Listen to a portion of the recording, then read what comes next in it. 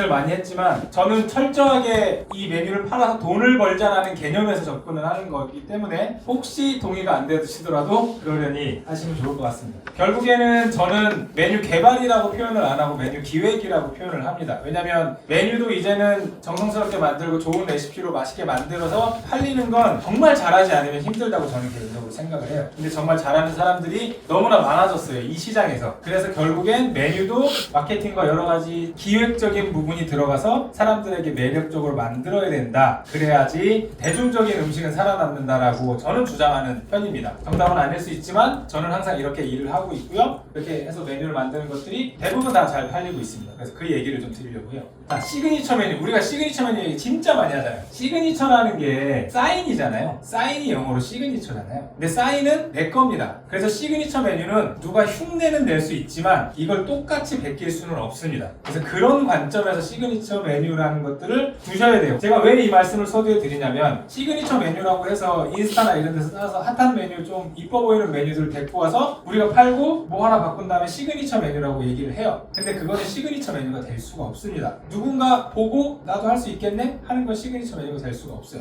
왜냐? 다른 데도 갈 수 있으니까. 그리고 그게 잘 나간다 한들 일주일이면 딴 데도 생깁니다. 그래서 시그니처 메뉴는 이게 무조건 내 메뉴다 라는 게 일단 전제가 돼야 되고요. 그러면 시그니처 메뉴가 되기 위한 조건 뭐가 있을까요? 어떤 것들이 있어야 이 메뉴가 우리 집의 시그니처 메뉴다. 우리 집만 할 수 있는 거? 네, 이런 얘기 많이 나오잖아요. 맛있어야 되고 가성비 좋아야 되고 비주얼이 좋아야 되고 뭐 정성이 들어가면 좋고 뭐 스토리가 있어야 되고 퍼포먼스가 있어야 되고 이런 얘기 굉장히 많잖아요. 그러면서 많은 분들이 이쪽에다 포커스를 맞춥니다. 이 메뉴를 어떻게 하면 맛있게 만들까? 어떻게 하면 가성비 있게 만들까? 어떻게 하면 만드는 것들을 퍼포먼스로 보여줄까? 그리고 거기에 스토리까지 있으면 좋을 것 같고 그러면서 비주얼도 막 신경을 쓰고 한단 말이에요. 진짜 그런지 한번 보자라는 거죠. 여기는 이 직화 새우찜을 파는 데예요. 아구찜 같은 거예요. 새우를 이제 살만 되게 빵 제일 큰 걸로 해서 그냥 아구찜처럼 고춧가루에다 이렇게 양념하는 게 아니라 뭐 꽃게 이거 다 넣고 갈아버립니다. 근데 이걸 갖고 고춧가루랑 뭐 며칠 숙성해서 여기다가 새우랑 같이 콩나물이랑 이렇게 볶아요. 되게 맛있어요. 근데 여기 매출이 800입니다. 한 달에. 상권이 그렇게 나쁘지도 않아요. 큰 스포츠센터 옆에 있고 대로변에서 한 블록 반만 들어오면 되는데요. 이분도 항상 말씀하시는 게 우리 집은 손님은 별로 없지만 오는 사람들이 너무나 다 맛있다고 얘기를 한다. 근데 정말 맛이라는 게 팔리는 거에 절대적인 조건이라면 이 집은 시간이 지나면서 잘 돼야 되겠죠. 근데 이 대표님 지난달에 저한테 폐업한다고 연락이 왔습니다. 제가 상담을 갔던 데거든요. 그리고 또 고든램지 버거 처음에 왔을 때 얼마나 핫했어요. 고든램지 세상에서 요리를 손가락 안에 꼽힐 만큼 잘하는 셰프가 만드는 햄버거 뭐 14만원짜리 햄버거라고 해서 되게 처음에 많이 뜨긴 했지만 그래도 3만원, 4만원 이쪽 햄버거가 제일 많이 나가요. 그리고 저도 햄버거 되게 좋아하는데 햄버거 맛있습니다. 괜찮아요. 그리고 분위기랑 이런 거 따져도 가볼만 합니다. 근데 여기 지금 줄 안 서죠. 아무 때나 갈 수 있습니다. 진짜 아무 때나 갈 수 있어요. 사람도 별로 없어요. 실제로 고든램지 버거 회사 마이너스 19억이 2023년도에 찍었고요. 그리고 그 피자는 진작에 폐업했고 지금 고든램지 버거가 5개인가 6개인가 나가 있잖아요. 그것도 몇 개는 문 닫는다는 걸로 저는 알고 있습니다. 이것도 굉장히 맛있지만 그리고 되게 좋은 상권에 들어가 있지만 안 팔리죠. 가성비, 그럼 가성비 우리 얘기 진짜 많이 하잖아요. 여기는 기장 햄버거 바꾸기 직전의 집이에요. 기장에 가시면 해안도로가 쭉 있고 여기가 죽성 드림 세트장이라고 이렇게 바다가 보여요. 주차장도 엄청 넓습니다. 여기에서 아까 그 생선구이가 이거를 숯불에다 구워줘요. 생선을 구우면 숯불에다 구워주고 반찬이 지금 6개밖에 안 보이는데 반찬 8개에다가 국을 하나씩 주는데 국이 되게 맛있습니다. 미역국이에요. 안에 막 홍합도 들어가 있고 이게 1인당 관광지인데 13,000원이었습니다. 여기 처음에 제가 상담 갔을 때 매출이 1,200이었어요. 엄청 가성비 좋죠. 이 정도면 제가 봤을 때 서울에서도 굉장히 잘 나오는 건데 나중에 따로 말씀드리겠지만 햄버거 집으로 가라 엎었죠. 그리고 비주얼 여기는 이제 제주도에 있는 새우장, 소라, 게, 전복 이렇게 해서 반찬이랑 해서 막 바로 나옵니다. 요거 얼마일 것 같으세요? 3만원, 23,000원입니다. 여기도 매출이 제주도 관광지인데 1,200? 가성비 좋죠? 맛도 나쁘지 않아요. 그런데도 매출이 안 나오는 거죠. 우리가 생각했던 맛있고 가성비 좋고 비주얼 좋고 하는 것들이 시그니처 메뉴가 될 수 없을 확률이 더 크다. 요즘에는 여기는 저희 아카데미 2기 하셨던 분입니까? 직접 다 만드세요. 토마토 파스타도 이렇게 만드시고 오픈 샌드위치 파시고 비주얼도 되게 좋아요. 여기도 단골들이 많고 합니다. 하지만 여기도 1600 정도 하시고 제가 첫 주부터 계속 말씀드렸던 게 있어요. 저는 모든 저희 아카데미 통틀어서 제일 중요한 게 저는 이거라고 생각해요. 누구한테 팔 건지가 정해져 있지 않다는 거죠. 그리고 시그니처 메뉴가 되기 위해서 저는 전문성이 필요한데 전문성은 이 메뉴는 이 집이 제대로 해. 이 메뉴는 이 집이 전문이야.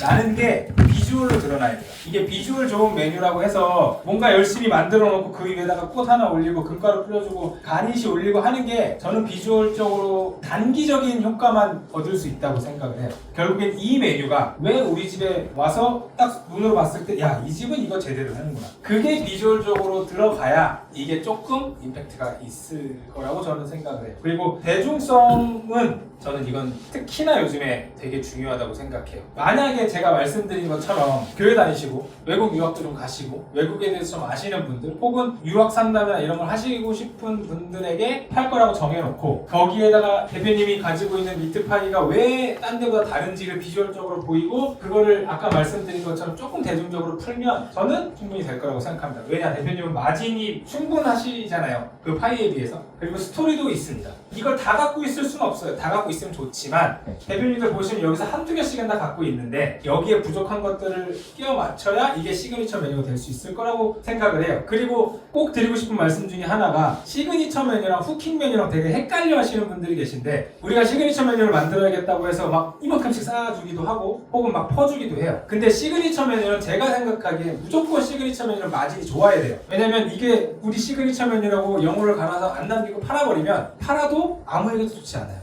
사람들도 뭐 그냥 싸니까 먹는 거고 그리고 나는 열심히 만드는데 재미가 없습니다. 그럼 이게 시그니처 메뉴가 될 수 없어요. 그래서 저는 시그니처 메뉴랑 후킹 메뉴를 분리를 합니다. 그래서 시그니처 메뉴는 무조건 돈이 돼야 돼요. 그린 파치도 대부분 돼 있거든요. 전문성도 충분히 나오고 대중성이 조금 부족한 측면이 있죠. 그래서 전개를 어떻게 대중적인 거를 부과할지를 먼저 포커스를 맞추는 게 저는 가장 중요할 것 같고 관광지 상권이고 젊은 친구들이 왔으면 좋겠는데 나이 많은 사람들이 많이 온다라는 거잖아요. 그러면 그쪽에 특화되어 있는 거일 수도 있어요. 그럼 그쪽 사람들이 뭐 하는 사람들인지를 타겟으로 잡아서 그 타겟을 정확하게 잡고 마케팅을 하면 훨씬 더 좋을 것 같아요. 그리고 다 대부분 마찬가지예요. 대표님도 전문성은 분명히 갖고 계실 거예요. 근데 그 전문성이 단순히 그냥 튀김 족발이 아니라 아까 말씀드린 것처럼 일본식 튀김을 해서 조금 더 비주얼 튀김을 부각시키거나 이 집은 일식 셰프가 하는 튀김집이라는 걸 비주얼로 훨씬 내세우면 전문성도 분명히 비주얼로 나올 거고요. 그리고 족발이 대중적이잖아요. 그리고 마진 좋게 하고 누구한테 팔 건지만 정리하면 저는 시그니처 메뉴가 나온다고 생각을 합니다.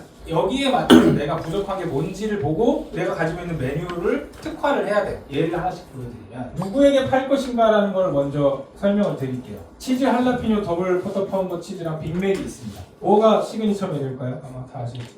그렇죠. 빅맥은 막 엄청난 소스가 들어가거나 엄청난 기교가 들어간 게 아니에요. 빅맥을 만들 때 애초에 이건 누구한테 팔아야겠다라고 그냥 생각을 하고 만든 거예요. 고객에 맞춰서. 예전에 얘네가 1967년도인가 8년도에 공장지대 앞에서 햄버거를 파는데 사람들이 왔는데 미국 사람들 덩치도 크고 배도 고픈데 햄버거 하나로 쓰게 안 차는 거죠. 그래서 중간에다가 빵 하나 더 껴놓은 거예요. 원래 이렇게 더블 패틴이 있었는데.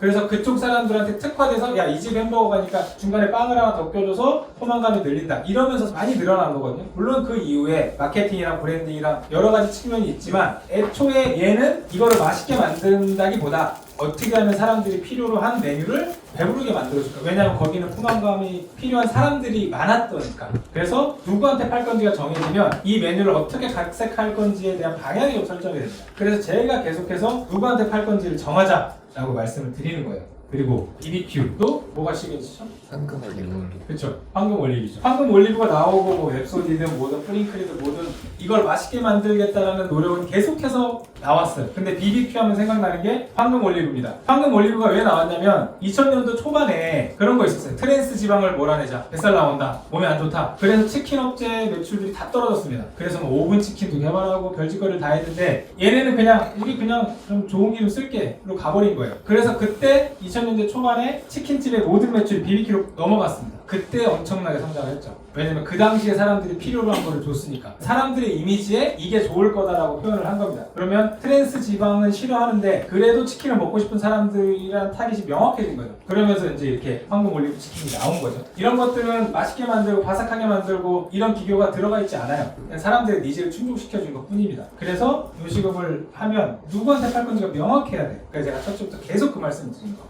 자, 비주얼. 자, 얘네는 시그니처 메뉴가 될까요, 안 될까요? 따라하기가 너무 쉬워서. 네, 맞아요. 보기에는 되게 좋아 보이죠? 이거 회 만지시는 분들 당장 내일부터 하나부터 할 수 있을 거예요.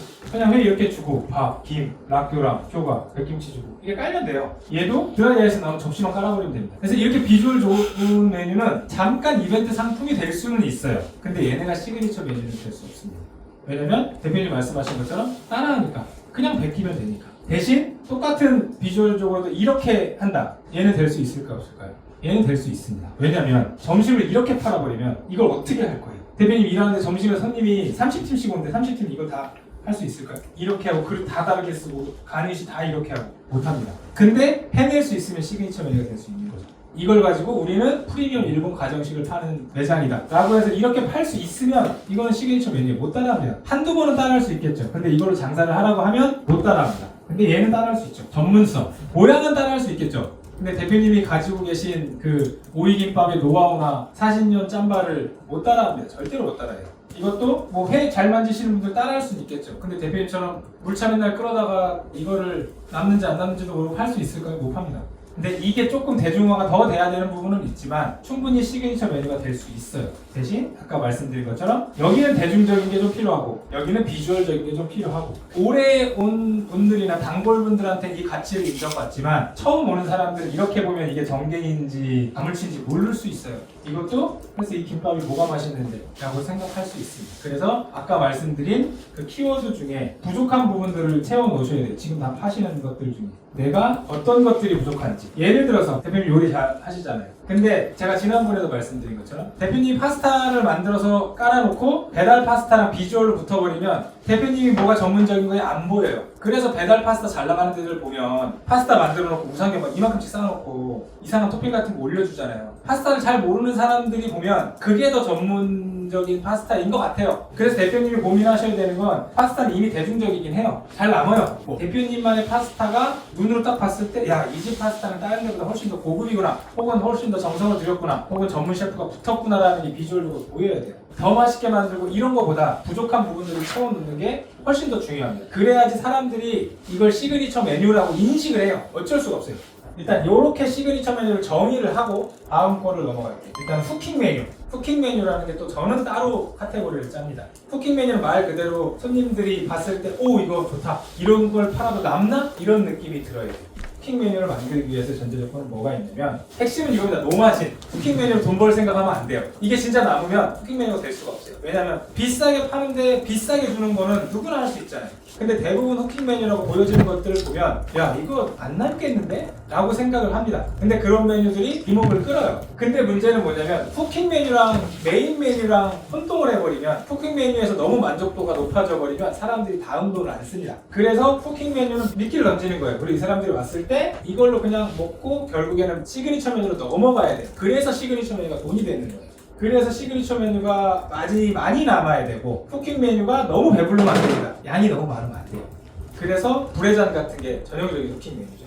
후킹 메뉴를 만드는 건 제가 느끼기엔 공식이 있어요. 가격을 싸게 팔거나 양을 많이 주거나 원래의 모양을 바꾸거나 고급 재료를 주거나 생뚱맞은 재료와 섞거나 판매 방식을 바꾸거나 비상식적으로 가격이 싸면 후킹 메뉴가 될 수 있어요. 비상식적으로 양을 많이 줘도 후킹 메뉴가 될 수 있어요. 일반적으로 쓰지 않는 비상식적인 고급 재료를 올려주거나 뭐 짜장면인데 갑자기 스테이크 한우 올려주거나 이런 거 있잖아요. 이런 것들도 후킹 메뉴가 될 수 있습니다. 이런 거죠. 전형적인 후킹 메뉴죠. 압도적으로 싸죠. 2,900원 짜장면, 900원 아메리카노. 근데 나머지는 다 딴 데랑 비슷해요. 물론 얘네가 지금은 많이 망하긴 했지만 어쨌든 후킹 메뉴로 이목을 끄는 건 충분히 성공을 했습니다. 그래서 후킹 메뉴랑 시그니처 메뉴랑 잘 섞어야 돼요. 그래야 사람들한테 마케팅적으로 메뉴를 어필할 수도 있고 돈도 벌 수 있습니다. 압도적으로 양이 큰 거죠. 이 도시락으로 얘네가 정말 이 도시락으로 팔아서 맛을 남기려고 이걸 만들었을 거야. 이 15,000원짜리 컵라면을. 근데 이거를 분명히 처음에 이목을 끌긴 많이 끌었어. 그리고 일본에서 또 전통적으로 했던 세수대야 라멘 2리터 커피. 메가 커피도 처음에 1리터 커피에서 시작을 했잖아요. 메가 크다. 압도적으로 크다. 비성식적으로 크다. 모양을 바꾸는 거죠. 그릇을 바꾸고 틀을 바꾸고. 라떼입니다. 라떼. 누룽지 라떼. 누룽지니까 소뚜껑 같은 데다 주고 이건 불에잔. 카톡방에 핫했던 다른 형태의 뭔가를 주는 거죠. 그리고 비싼 재료 올려주기. 요거는 이제 제가 예전에 했던 랍스타 막국수. 요거 9,000원에 팔았습니다. 이거 하나 팔면 마이너스 2,000원이었어요. 근데 족발집 와서 막국수만 먹는 사람은 별로 없습니다. 별로 없다고 하는 거 없죠. 족발을 먹고 이걸 시켜야 되는데 이게 전면에 있어 버리니까 그냥 테이블당 2,000원을 마케팅 비용이라고 쓴 거예요. 대신 하루에 20팀 한정입니다. 그리고 판매 방식을 바꾸는 거. 일반적인 아이스크림인데도 이렇게 팔면 더 비싸 보이고. 그리고 일반적이지 않은 재료 섞기. 여기는 이제 볶음밥에다가 신라면 스프랑 뽀시하게 섞어가지고 신라면 이렇게 꽂아주고. 이거는 명란 교자 이런 겁니다. 쿠킹 메뉴는 일단 일반적이지 않아야 돼요. 그리고 나는 마케팅 비용 대신 쿠킹 메뉴를 만들어야겠다고 생각하면 만들기 쉽습니다. 근데 이거를 남겨 먹어야 되기 때문에 못 만드는 거예요. 근데 쿠킹 메뉴는 남기면 안 됩니다. 남기면 쿠킹이 안 돼요. 최소 똔똔만이라도 하자라면, 그러니까 식재료비랑 판매 가격이랑만 맞춰도 대부분 만들 수 있어요. 쿠킹 메뉴. 그리고 사이드, 상차림, 추가 메뉴, 음료 이런 것들은 역시 핵심은 메인 메뉴를 보완하는 선에서 움직여야 돼요. 고깃집에 갔더니 반찬이 20개 나오고 의미 없는 반찬인 경우들이 되게 많아요. 여러 가지 나물들이 들어가요. 보기에는 좋은데 짬이 엄청 많이 나옵니다. 결국엔 메인 메뉴를 어떻게 하면 더 돋보여줄 수 있을까라는 라인에서 사이드 메뉴를 짜는 게 저는 맞다고 보고요. 이거는 좀 설명을 드리면, 제가 족발집 했을 때 이게 기본으로 나오는 거였어요. 스팸 고추장 짜글이, 그리고 이게 양파전인데 물 하나도 안 넣고 양파만 갈아가지고 거기다 튀김가루 넣고 바삭하게 튀김처럼 튀겨주는 거였거든요. 처음엔 그냥 주고 추가 3,000원 받았어요. 뭔가 한 600원 정도 하는 건데, 근데 이게 맛있으니까 이것도 추가 따로 받았습니다. 다른 족발집들에서 안 주는 사이드 메뉴 혹은 반찬에서 변죽을 주니까 이거에 대한 만족도가 조금 높아요. 제가 고깃집을 요즘에 너무 많으니까 고깃집 차별할 게 없으면 반찬을 차별하라는 얘기를 진짜 많이 드리는데, 반찬이 좀 일반적이지 않지만 주 메뉴한테 어울리는 것들을 포진하시면 훨씬 더 좋습니다. 이런 게 이제 일반 메인 메뉴를 제외한 반찬에서 변죽을 주는 예들이잖아요. 족발은 다 거기서 이것만 이렇게 가려놓으면 그냥 족발이잖아요. 근데 완미족발에서 그냥 이렇게 반찬 깔아주고 이걸로 그냥 조금 임팩트를 준 거잖아요. 그래서 내 메인 메뉴가 너무나 평이하고 특별하지 않으면 같이 나오는 애들에서 면죽을 줘서 한 상 차리면서 조금 임팩트를 주는 것도 방법일 수 있어요. 그래서 너무 내 메뉴만 어떻게 바꿔야겠다, 포커스를 맞춰야겠다 이렇게 생각하지 마시고 같이 나오는 그 메뉴들을 조금 부각시키는 것도 충분히 가능합니다. 제가 늘 말씀드리는 것 중에 하나가, 잘 되는 순댓국집은 순댓국보다 깍두기가 맛있다라는 말씀을 많이 드리는데, 깍두기가 맛있어서 순댓국집을 찾아가는 경우들이 많아요. 뭐 아니라고 생각할 수는 있지만, 근데 깍두기가 압도적으로 맛있고 겉절이가 맛있으면 그 순댓국집이 잘하는 순댓국집으로 돼버립니다. 그리고 이제 이런 건 있어요. 시그니처 메뉴를 만드는 공식이 어느 정도 있고, 그리고 후킹 메뉴를 만드는 공식이 있어요. 그리고 그걸 대입했어요. 근데 그게 100% 된다는 보장은 없습니다. 그래서 계속 만들어야 돼요. 계속 해보고 안 되면 테리하고를 반복해야 되는데, 그거를 이제 잘 못하는 케이스가 이런 거죠. 뭔가 삼겹살을 팔고 있는데 메뉴가 부족한 것 같아. 그래서 여기서 목살을 끌어당겨와요. 그러다가 가브리살이 괜찮을 것 같아. 그럼 어느 순간 이제 매장에는 뭐 가브리살 출시, 된장찌개 출시, 차돌 된장찌개 출시, 냉면 출시 이러면서 이도 저도 아닌 산으로 가는 이상한 집이 돼버려요. 근데 그거를 되게 잘하는 데가 프랜차이즈죠. 프랜차이즈는 메뉴들을 끊임없이 출시를 합니다. 근데 누구도 이 매장이 이것도 저것도 파는 이상한 집이라고 생각하지 않아요. 똑같이 메뉴를 계속 만들어서 계속 출시를 하는데, 누구는 장사가 안 되니까 이것저것 막 하는 집이고, 누구는 발전하는 집이에요. 그 차이가 뭐냐면, 제가 이거는 프랜차이즈 회사들 들어갈 때 항상 하는 건데, 제일 먼저 하는 게 이겁니다. 연간 달력을 뽑아요. 그러면 매월에 무슨 날이 있어요. 무슨 날이 있으면 쭉 적습니다. 상관없습니다. 내 생일도 상관없고, 결혼기념일도 상관없고, 뭐 물차 들어오는 날도 상관없고, 우리 매장 오픈 3주년도 상관없고, 아무 상관없습니다. 그걸 다 적습니다. 다 적어요. 그리고 내가 테스트하는 메뉴에다가 이걸 붙이는 겁니다. 새해 맞이 정경이 회무침. 그러면서 거기다 이제 프로모션도 주고 이벤트도 합니다. 그러다가 안 팔리면 날리면 돼요. 2월에는 발렌타인데이 맞이 불회잔 합니다. 근데 안 나가. 또 날려요. 3월에는 3.1절 맞이 튀김족발. 예를 들어서. 근데 잘 나가요. 그럼 얘가 우리만의 신메뉴가 되는 거예요. 그래서 이거를 먼저 깔아놓고, 메뉴는 아마 다들 많이 테스트를 해보셨을 거예요. 근데 이걸 어느 타이밍에 어떻게 출시해야 될지를 모르기 때문에 이렇게 쭉 하다가 하나씩 툭 걸립니다. 이게 갑자기 확 나가 나갈 때가 있어요. 그럼 그걸 정규 메뉴에 편성을 시키고 안 나가는 메뉴는 날리면 돼요. 이게 프랜차이즈들이 대부분 하는, 얘네는 메뉴부터 만들어 놓지 않고 기획부터 해놓습니다. 1월부터 12월까지 기획부터 쫙 해놔요. 그러면 매달 신메뉴를 출시할 수 있어요. 안 나가면 이벤트 끝났다고 날리면 돼요. 요렇게 해서 끊임없이 하다 보면 분명히 얻어 걸리는 메뉴들이 나온다. 그리고 또 중요한 게 메뉴 기획할 때 네이밍입니다.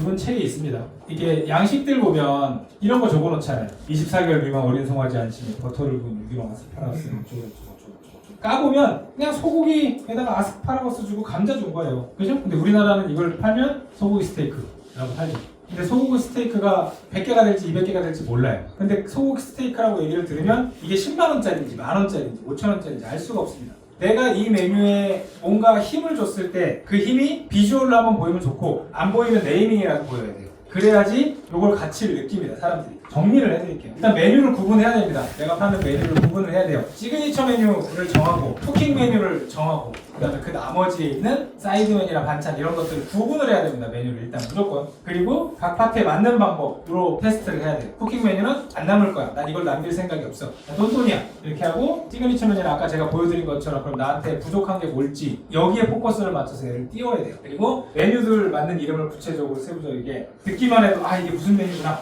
라고 만들 수 있도록 연관 계획표를 짜야 되고요. 그 메뉴들을 가지고 사람들한테 테스트를 하는 게 메뉴 계획을 하는 방법입니다.